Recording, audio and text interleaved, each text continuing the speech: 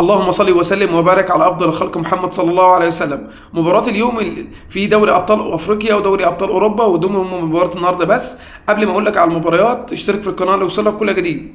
المباراة الاولى هتبقى بين الترجي الرياضي وصن داونز. طبعا المباراة دي مباراة العودة الساعة 9 مساء ان شاء الله بتوقيت القاهرة.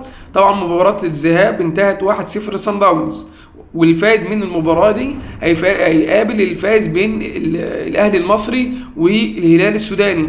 وكل التوفيق للنادي الاهلي ان شاء الله في دوري ابطال افريقيا.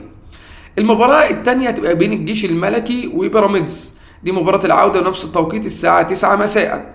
طبعا بيراميدز فاز في مباراة الذهاب 4-1، فكل التوفيق لبيراميدز ان شاء الله ويفوز في المباراة دي ويوصل للمربع الذهبي هو ونادي الاهلي باذن الله.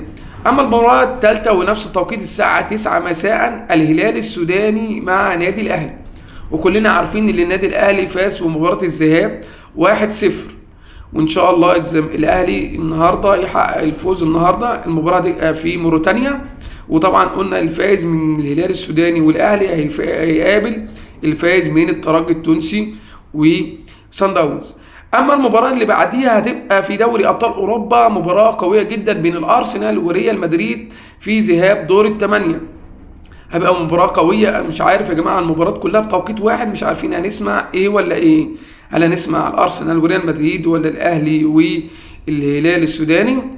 وفي مباراة تانية هتبقى الأخيرة، هم كلك 5 مباريات النهاردة. المباراة الأخيرة هتبقى بايرن ميونخ وإنتر ميلان برضو الساعة 9 مساء ذهاب دور الثمانية. مباراة هتبقى قوية جدا وهيبقى في منافسة في دوري أبطال أوروبا، فكل التوفيق وكل الفرق النهاردة إن شاء الله. بس ما تنساش الاشتراك في القناة.